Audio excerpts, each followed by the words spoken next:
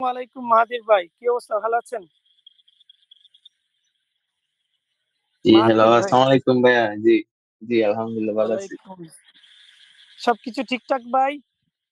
জি ভাইয়া, সবকিছু ঠিকঠাক। আচ্ছা ভাইয়া, তাইলে আ আপনার প্রথমত ভাই thank you for joining with us. কারণ আপনি সময় বের করে আমাদের সাথে এক্সপেরিয়েন্স শেয়ার করতে এসেছেন। এটার জন্য অশেষ ধন্যবাদ আপনাকে প্রথমত। তো থ্যাংক ইউ। প্রথমত ভাই মানে সবকিছুর মধ্যে আল্লাহ তাআলার কাছে আমরা শুকরিয়ার জন্যই জানাবো। কারণ সুস্থ আছি আমরা ভালো আছি। আপনিও সুস্থ বা আপনার ওভারঅল ভালো আছে বিধায় আমরা এখানে আপনার সবাই যারা জয়েন করছি সবাই আপনার এক্সপেরিয়েন্স শোনার জন্যই। যেমন একসময় আপনি লিসেনার ছিলেন, আজকে আপনি স্পিকার। সো আপনি সবাইকে জি, জানাবেন আপনি কিভাবে ভিসা নিয়ে আসলেন বা কিভাবে সবকিছুই জানবো। তো প্রথমত আল্লাহর কাছে হাজারো কোটি শুকরিয়া জানাই। আমরা ভালো আছি আর আল্লাহ আপনার স্বপ্ন পূরণ করছেন, কারণ উনি রিজিকের মালিক। আপনার রিজিক আমেরিকা হয়তোবা মানে যাওয়ার চলে যাবেন ইনশাল্লাহ। তো মানে রিজিকে এ পর্যন্ত আপনার অনুকূলে ছিল বলেই মানে আপনার ভিসাটা আসছে। সবকিছু এভরিথিং ইজ ওকে, সহি সালামতে পৌঁছান ওইটাও আমরা দোয়া করি। সো এসব সবকিছুর উপর সবকিছুর ঊর্ধ্বে উনি উপরে বসে, সো উনার কাছে আমরা শুকরিয়া জানাই। ৩ বার আলহামদুলিল্লাহ বলি, আপনিও বলেন। জি, আলহামদুলিল্লাহ, অবশ্যই। আলহামদুলিল্লাহ, আলহামদুলিল্লাহ, আলহামদুলিল্লাহ, আলহামদুলিল্লাহ। আলহামদুলিল্লাহ। আচ্ছা, তাহলে ভাইয়া এখন আমি আপনার কাছেই চলে যাব। আমি বেশি কথা বলব না। সো প্রথমত ভাইয়া আপনার কাছে উম আমার মানে ১ম থেকেই আমি বলতেছি যে আপনি লাইন থেকে দাঁড়িয়ে কিভাবে কি দেখলেন? ১৮ মার্চে আপনার ইন্টারভিউ ছিল। সো রিসেন্ট আপনার ইন্টারভিউ ছিল। সো আপকামিং যারা দিবে তাদের জন্য অনেক বেনিফিট হবে। তো কিভাবে কি দেখলেন মানে আশেপাশের পরিস্থিতি বা মানে তখন আপনাকে কি কোয়েশ্চেন করা হয়েছিল? বা আশেপাশে নতুন কোনো কোয়েশ্চেন কি দেখলেন কিনা যেটা আমরা মক সেশনে প্র্যাকটিস করতে পারি, যারা আমাদের অন্য ভাই বোনরা বেনিফিট হন? প্লাস ড্রিম ওয়েসে আপনার সাথে কিভাবে ছিল? মানে আপনার এই স্বপ্ন পূরণে ড্রিম ওয়েসে কিভাবে ছিল? আপনি আপনার নিজের অভিব্যক্তি থেকে বলবেন। সো ভাই আপনার টার্ন, আমি আপনার কাছেই চলে যাচ্ছি। সো আপনি শুরু করতে পারেন। জি, বিসমিল্লাহির রহমানির রহিম। আমি মাহাথির আদর চৌধুরী। আমি চিটাগং থেকে। তো আমার আ আমার ইন্টারভিউ ছিল 18 মার্চে। আমি ১ম এ ১ সপ্তাহ আগে আমি অবশ্যই জানতাম না যে এই গ্রুপের ব্যাপারে। তবে আমাকে এক বন্ধু আমাকে এই গ্রুপটা সাজেস্ট করে যে ড্রিম ইউএসএ নামে একটা গ্রুপ আছে। তখন আমি অ্যা আমার মনে হয় বোধহয় ওই ৫ দিনই সময় ছিল শুধু। তো আমি তাড়াতাড়ি দেরি না করে অ্যা এই ড্রিম ইউএসএ তে মেসেজ দিয়ে আমি তাড়াতাড়ি ১ সপ্তাহের যে মকটা ওটা আমি নিয়ে নিই। এখানে বিভিন্ন ধরনের এক্সপেরিয়েন্স দেখলাম। জয়েন হয়ে ফ্রি যেটা মক সেশন ছিল। ওখানে অ্যা ডেইলি শুনতাম বিভিন্ন এক্সপেরিয়েন্স। এরপরে ব্লু লিফলেট নিয়ে অনেককে দেখতাম যেটা আমার জন্য স্বপ্ন ছিল। পরবর্তীতে ১৮ তারিখ আমার ইন্টারভিউ যখন, ওইদিন সকালে আমার এক ফ্রেন্ড ছিল ওখানে ঢাকায়। ওকে আমি ফোন দিয়ে আ ইন্টারভিউ আমার আমার সাথে নিয়ে যাই। তো ওখানে ওর কাছে আগে ৩ বার ইন্টারভিউ দিছিলাম আমি।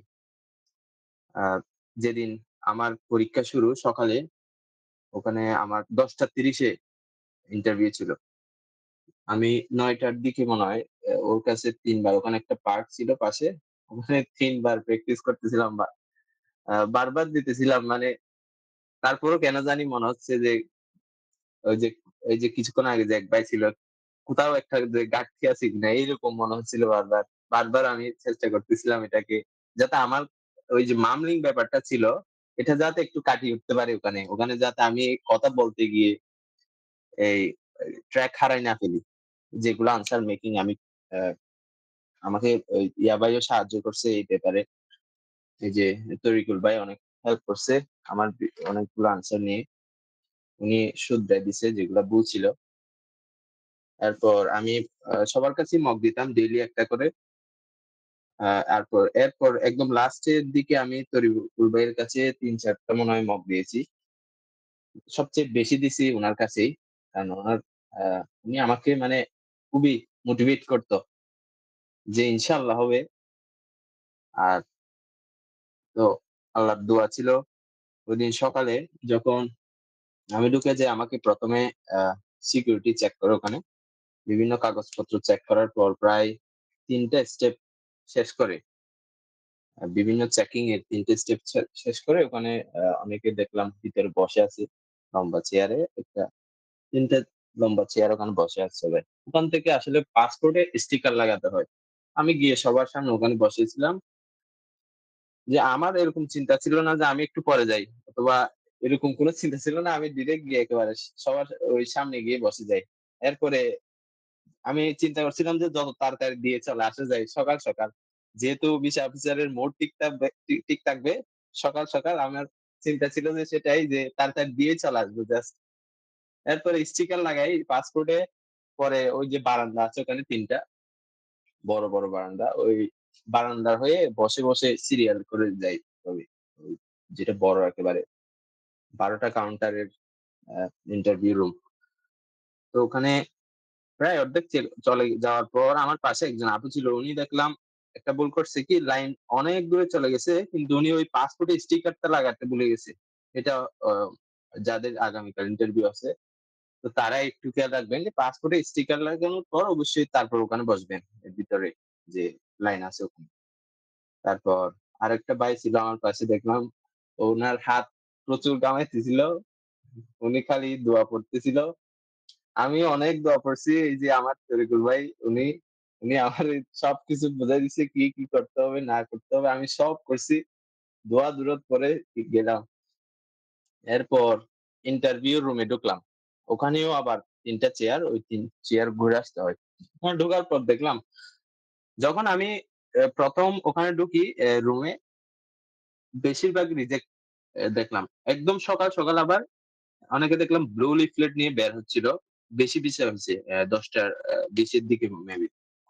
তো এরপর আমি যখন ঢুকলাম দেখলাম এই ব্লু লিফলেট আর পাওয়া যাচ্ছে না। মানে প্রচুর রিজেকশন ওই যে সাদা একটা কাগজ দেয়। বিভিন্ন কাউন্টার রিজেক্ট দেখা যাচ্ছে। তো এটা দিয়ে দেখে আমি চিন্তা করতেছি। আরেকটা জিনিস এটা খেয়াল করলাম যে ওরা আসলে রিজেকশন হচ্ছে এটাও একটা কারণ আছে। ওরা কথা বলতে পারতেছিল না। বিভিন্ন কাউন্টারে ওখানে শোনা যায় বড় করে। ওরা যে কোয়েশ্চেন গুলা করে ওগুলা শোনা যায়। অনেকে দেখলাম কথা বলতে পারতেছে না ওদের সাথে মানে প্রপারলি বুঝাতে পারতেছে না। নার্ভাস হয়ে যাচ্ছে বারবার। তো এই বিষয়টা খেয়াল করে আমি একটু আশ্বস্ত হলাম যে আমার তো আনসার সব মেকিং করা আছে। আমি ভুল হলেও এগুলা আমি যথেষ্টভাবে ওদেরকে বুঝাই দিয়ে আসবো। আমাকে আনসার করলে আমি কোনভাবেই যেটাই করুক আমি ট্যাকেল দিয়ে আসবো। এভাবে আমি অনেকগুলো আনসারের আ সবগুলো আনসার মেক করছি। যেকোনো ধরনের কোয়েশ্চেন যাতে আমি এটার আনসার দিতে পারি। তো আরেকজনকে রিজেক্ট করতে দেখলাম উনাকে রেগুলার কোয়েশ্চেন করে যাচ্ছিল যে এ কেন যাচ্ছে, কি কারণে যাচ্ছে এগুলার কারণে জিজ্ঞেস করতে ওই যে আরেকটা হুট করে দেখলাম উনাকে হোয়াই নট একটা আনসার করল। যেটাতে উনি একেবারে নার্ভাস হয়ে গেছে একজন। ওই উনার রিজেকশন এর কারণটা ছিল আসলে ওটাই। হোয়াই নট যখন বলছে উনি আর ওই যে উত্তরটা আর ফেরাতে পারে নাই তখন। কি বলবে উনি বুঝে নাই। এটা আসলে এটাও খেয়াল রাখা উচিত যে এগুলার প্রত্যেকটা আনসারের ক্ষেত্রে হুট করে যে একটা নেগেটিভ আনসার করে দিলে নেগেটিভ কোয়েশ্চেন করলে আপনাকেও মাথায় রাখতে হবে, ওভাবে চিন্তা করতে হবে যে ওটাও ট্যাকেল দেওয়ার মতো অ্যা প্রিপারেশন নিয়ে অবশ্যই যেতে হবে। আর অবশ্যই আমি বলব যে ওখানে সবাই খুব মার্জিত পোশাকে ছিল। মানে এত স্মার্ট করে গেছে সবাই। তো রিজেকশন যারা হচ্ছিল তারাও হয়তো বিভিন্ন কারণ ছিল। আমি যখন যতগুলো রিজেকশন দেখছি এইগুলা আসলে কথা বলতে না পারার কারণে। যারা সুন্দরভাবে কথা বলছে আর F1 ভিসা হইছে আমার সামনে। ৭ নাম্বার কাউন্টার থেকে উনি একটু কোরিয়ান টাইপস এর চেহারা। একজন ইয়াং টাইপস এর ভিসা অফিসার। তো উনি ওই বাইকে ভিসা দিয়েছে। উনি ওই ভিসাটা দেওয়ার পরেই F1 ভিসা। ওটা দেওয়ার পরেই কাউন্টারটা ক্লোজ করে দিছে। আমি চিন্তা করছিলাম যে আমি ওই 7 কাউন্টারে গিয়ে পড়বো। এখন উনিও যখন চলে গেছে আর বাকি সব কাউন্টারে এই রিজেক্ট করতেছিল বেশিরভাগ। তো আমি আসলে একটু তখন নার্ভাস হয়ে গেছি। একেবারে শেষ পর্যায়ে এসে। এরপর দেখলাম একদম শেষের দিকে ৫ নাম্বার কাউন্টারটা তখন অফ ছিল। ৫ নাম্বার কাউন্টারে একজন ইয়াং লেডি আসছে উনি আমেরিকান। এটা দেখে বোঝাই যাচ্ছিল উনার চুল আর ড্রেস আপ। আর উনি আসার পর আমি উনার দিকে দেখে থাকছি ওই যে উনি আইডি কার্ড করতেছিল আর ল্যাপটপে ওই উনার কম্পিউটার যেটা ওটাতে টাইপিং করতেছিল। তো উনি ওটা ওপেন করার সাথে সাথেই আমি চিন্তা করছি আমাকে 7 যখন ক্লোজ করে দিছে, আমাকে 8 এ পাঠাবে। 8 এও তখন রিজেকশন হচ্ছিল। আমি 7 এ যাওয়ার জন্যই বসেছিলাম। তো এরপরে আমাকে উনি স্মাইল দিয়ে ডাকছে এভাবে যে উনি ইন্টারভিউ নেওয়ার জন্য ৫ নাম্বার কাউন্টার থেকে ওই ইয়াং লেডি। তো উনি যখন স্মাইল দিছে আমি মোটামুটি কিছুটা আশ্বস্ত হলাম যে উনি অন্তত রুড ভাবে কোয়েশ্চেন করবে না এরকম যে যাতে আমি নার্ভাস হই। তো উনি ডাকার পর আমার নার্ভাসনেস আসলে কিছুটা কমে গেছে। তো আমি সুন্দর করে গ্রিটিংস দিয়ে স্টার্ট করছিলাম। আমি এখান থেকে শিখছি এই গ্রুপ থেকেই যে উনাকে আমি বলছিলাম যে রামাদানুল করিম officer, "What are you doing today?" এরকম বলছি। So, "Yeah, I'm doing great. Give me a passport and I-20 please." এরকম বলছে। আমি তারপর এই যে পাসপোর্ট আর ইয়া দেওয়ার পর উনি সাথে, সাথে কোয়েশ্চেন করছে, "Who will finance you?" এটা তো আমার কাছে আনসার রেডি করা ছিল। এটার উত্তর দিয়েছি আমার "My mother is my sponsor and she's a business woman." এরকম বিজনেস সবকিছু বলছি খুলে। এরপর জাস্ট আরেকটাই কোয়েশ্চেন করছিল আমাকে যে, "Where is your father?" আমি বলছিলাম, "My father passed away in 2010." এই জাস্ট ২ টা কোয়েশ্চেন করছে আমাকে। আর উনি হয়তো আমি যেটা খেয়াল করছি উনি আমার কনফিডেন্স দেখেই মনে হয় এই যে ইয়াটা দিছে। আমার যেহেতু নার্ভাসনেস ছিল না তখন। আমি খুব কমফোর্টেবলি আনসার গুলা দিছি। অ্যা এটা দেখেই উনি টাইপিং করতে আছে। অনেকক্ষণ ধরে কোয়েশ্চেন করতেছে না। আমি দাঁড়ায়ই আছি অনেকক্ষণ ধরে। কোয়েশ্চেন করতেছে না। তারপর বলল যে এ ওই যে ব্লু লিফলেট যখনই ধরছে তখনই বুঝতে পারলাম। তখনই আমার মানে মানে অন্যরকম এক অনুভূতি তখন। আমি এরপরে ওই blue leaflet I am giving you visa এরকম একটা উনি বলছে। এরপরে কি যে বলছে আমি আর শুনি নাই। ওটাতে আমি খুশি হয়ে তখন উনার কাছ থেকে ব্লু লিফটটা নিয়ে জাস্ট ওখানে বিভিন্ন স্টাফ থাকে বাংলাদেশী উনারা অবশ্য। উনারা গাইড করবে কোথায় যেতে হবে না হবে বিভিন্ন ধরনের ওদের হাতে ওয়াকি-টকি আছে। উনাকে জাস্ট জিজ্ঞেস করছিলাম এরপরে কি করতে হবে? বলছে যে, "আপনি মেইল পাবেন, এতটুকুই শেষ।" মানে আমার তখন বিশ্বাস হচ্ছিল না যে আমি আসলেই ভিসা পাইছি। এরকম একটা অনুভূতি তখন। আর আরেকটা জিনিস বলবো যে ওই যে আসলে DS 160 এটাও খুব ইম্পোর্টেন্ট। ওখানে যে তথ্যগুলা দিবেন অবশ্যই সেগুলো জানা থাকতে হবে। ওদের কাছ থেকে তথ্যগুলো অবশ্যই থাকে DS 160 তো ওখানে যে তথ্য দিবেন এগুলো অবশ্যই মাথায় রাখবেন। আর আপনার I-20 তে কি উল্লেখ আছে এগুলো জিজ্ঞেস করে কিন্তু যে ৬ নাম্বার কাউন্টারে অনেক সময় জিজ্ঞেস করে আমার ইউনিভার্সিটির ক্লাস প্রোগ্রাম কখন স্টার্ট হবে এগুলা জিজ্ঞেস করছে যখন বায়োমেট্রিক নিচ্ছিল, এগুলা জিজ্ঞেস করে। তো এটা মাথায় রাখবেন যে আরেকটা ব্যাপার হলো যে আপনি যে কথাটা বলতেছেন এটা যে লজিক্যাল হতে হবে যে আপনার স্পন্সরের ইনকাম সম্বন্ধে যেমন অনেকেই ৳১০,০০,০০০ র জায়গায় ১০,০০,০০,০০০ বলে ফেলে। তো যার কারণে এগুলাই কিন্তু রিজেকশন এর কারণ। এরকম অনেককে দেখছি একজন বিজনেস এর কারণে একজন বিজনেস দেখাইতেছিল। ও ছিল ১২ নাম্বার কাউন্টারে। উনি মানে কি যে বলতেছে উনি বিজনেস বলছে কিন্তু উনি ওই ব্যাপারটা গুছিয়ে বলতে পারতেছিল না বিষয় অফিসারের কাছে। বি বিষয় অফিসারের কাছে। যে এরপর আবার ট্রান্সলেটর ছিল একজন, মানে মেয়ে। উনি জিজ্ঞেস করতেছিল যে কি ব্যবসা করেন? কিভাবে ভেঙে এরপরে তো উনাকে রিজেকশন দিয়েছে আল্টিমেটলি। তো এটাই যে কনফিডেন্স থাকবেন অবশ্য আর ভালো সুন্দর করে ড্রেস আপ করে যাবেন। কালকে ওই যে হাসিবুল ভাইয়ের ইন্টারভিউ অবশ্যই ভিসা পেয়ে যাবেন। কনফিডেন্ট থাকবেন। আর আপনি যেটা বলবেন এটা ক্লিয়ারলি একেবারে বলে চলে আসবেন। ওটাতে ২য় কোনো চিন্তা করবেন না। এটা চিন্তা করবেন না যে আপনার আনসার ভুল আছে অথবা এরকম কিছু। যেটা বলবেন ওটা জেনুইনলি বলে চলে আসবেন শেষ। আপনাকে অবশ্যই দিয়ে দিবে আপনার কনফিডেন্স দেখে। তো আপনার বডি ল্যাঙ্গুয়েজ দেখে ওরা অবশ্যই দিয়ে দেয়। এখানে রিজেকশন আসলে F1 এর ক্ষেত্রে আমি তখন দেখি নাই। যে বিভিন্ন অন্য ভিসা রিজেকশন হচ্ছিল। F1 তখন ছিল আমার সামনে শুধু একজনই ছিল। উনি ছিল ৭ নাম্বার কাউন্টারে। একটাই হইছে এটা। তো সেটাই বলবো। আর এই ড্রিম ইউএসএ আসলে আমাকে হেল্প করছে বিভিন্ন জায়গায়। আমার এই যে লাস্ট ৫ দিন আমি এই ড্রিম ইউএসএ এর প্রতি কৃতজ্ঞ যে ওখানে রায়হান ভাইয়ের কাছে আমি মক দিতাম। আর তরিকুল ভাই তো সবসময় আমাকে হেল্প করে গেছেন বিভিন্ন কিছুর ব্যাপারে। উনি সাহস জুগাইছেন আমাকে শেষ পর্যন্ত দোয়া পড়তে বলছেন।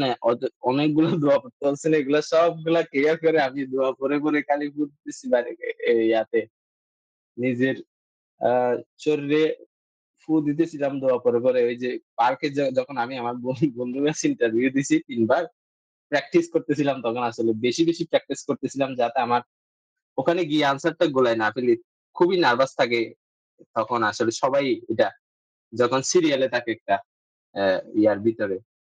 তো সবাই ভালো থাকবেন। এটাই আসলে আমার এক্সপেরিয়েন্স। ইনশাআল্লাহ ভালো ড্রেস আপ করে যাবেন। আ তারপরে ওই যে ছেলেরা আপনার যারা আছেন আসিফুল ভাইয়ের ইন্টারভিউ আগামীকাল। ইনশাআল্লাহ খুব স্মার্ট ভাবে যাবেন। অবশ্যই আপনাকে ভিসা দিয়ে দিবে। আপনি চিন্তা করবেন যে আমাকে এক ভাই বলছিল যে, "তুমি চিন্তা করবে যে শুধু পাসপোর্টটা দিয়ে আসতেছো তুমি। তোমার ভিসা হয়ে গেছে।" তো এটাই চিন্তা করবেন যে অনেকে তো কোয়েশ্চেন করবে না। যদিও করে আপনার কাছে তো অবশ্যই সব আনসার মেকিং করা আছে। ইনশাআল্লাহ সেগুলো বলে আসবে। আর ইনশাআল্লাহ ভিসা হয়ে যাবে সেটাই। দোয়া করবেন। আর আপনাদের জন্য অবশ্যই দোয়া থাকবে আমার। তো তো তরিকুল জি, ভাইকে থ্যাংক ইউ।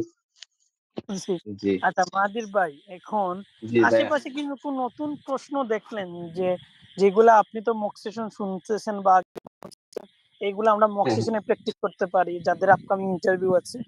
মানে কোনো কোয়েশ্চেন আছে আশেপাশে?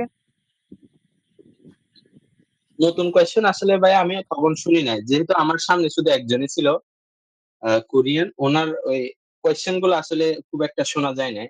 অন্য অন্য ১১ নাম্বার কাউন্টারের স্পিকারে উনার কোয়েশ্চেন শোনা যাচ্ছিল। এই যে why not এই যে এই ধরনের আনসার গুলা যে করছে এগুলাই আসলে এগুলাই শোনা যাচ্ছিল বেশি। এ সে কারণে। নতুন কোয়েশ্চেন আমি খুব একটা দেখি নাই। এটাই। আচ্ছা বুঝতে পারছি। আচ্ছা ওকে ভাইয়া, তাইলে সবাই কিছু কোয়েশ্চেন করতে পারে। আপনি একটু হুম, থাকেন, হুম। আমি সবাইকে বলি। আম জি, কারো অবশ্যই। কোনো কোয়েশ্চেন থাকলে মানে কমেন্ট বক্সে লিখুন, ভাইয়া উত্তর দিবেন। আমি উনাকে জি, কোয়েশ্চেন আচ্ছা এরকম ওই একজন কোয়েশ্চেন করলো যে পোশাক। আসলে ভাইয়া আমি স্যুট পরে টাই পরে একেবারে পারফেক্ট হয়ে যাওয়ার চেষ্টা করেছি। যদিও আমি রিজেকশন হই, আমার ড্রেসের কারণে যাতে অন্তত না হই। কারণ এর আগেও আমি একটা ইন্টারভিউতে এই যে আমি এর আগে একবার ইয়াতে এই ইন্টারভিউ দিছিলাম। এই যে কোথায়? জি, জি। বাংলাদেশ সেনাবাহিনীতে আমার একটা ইন্টারভিউ ছিল। হু, হু। এটা আমি প্রিপারেশন ছাড়াই হুট করে দিয়ে আসছি যে সবাই বলতেছিল যে, "দাও, তোমার ইন্টারভিউ একটু দাও।" তখন আমি ইউনিভার্সিটির প্রিপারেশন নিতেছিলাম। আসলে আমার প্ল্যান ছিল না। হুট করে ফর্ম নিয়ে আর্মিতে একটা ইন্টারভিউ ছিল। ওখানে আসলে আমি যেটা বুঝতে পারছি যে ড্রেসের কারণে আমি আসলে ফরমাল ড্রেস পরেই যাই নাই।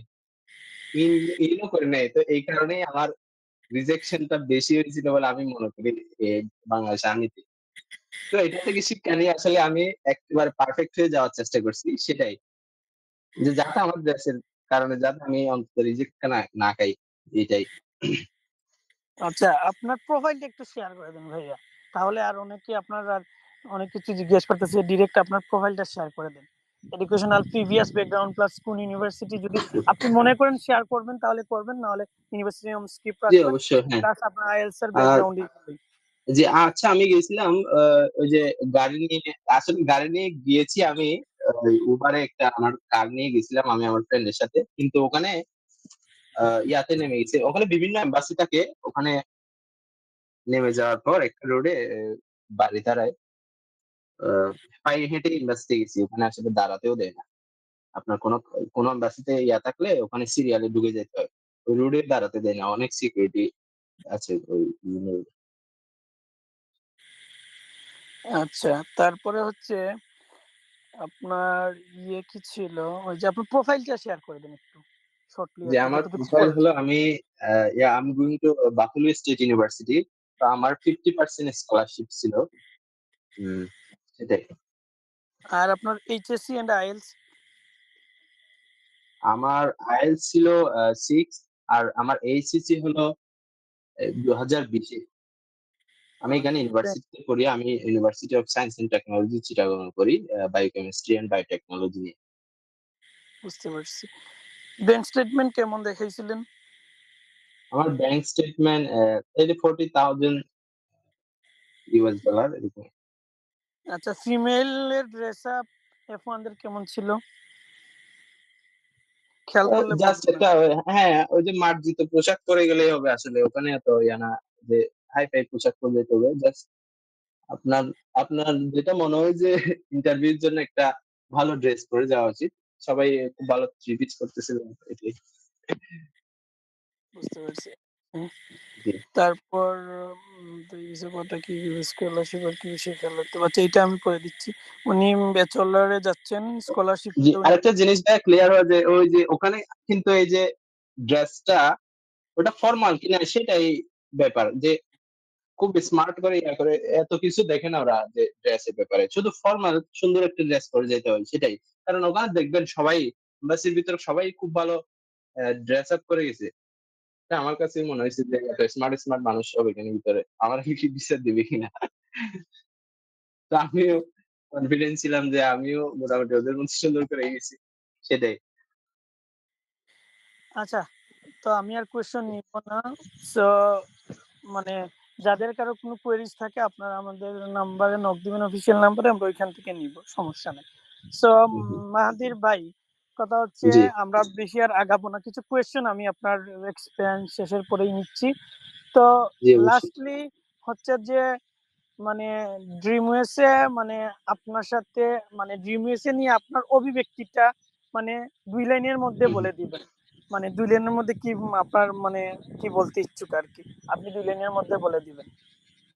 যেহেতু ভাই আমি এর আগে প্রিপারেশন এই যে এগুলা কিছুই বুঝতাম না যে কিভাবে প্রিপেয়ার হতে হবে। আনসার বিভিন্ন আমার ভুল ছিল।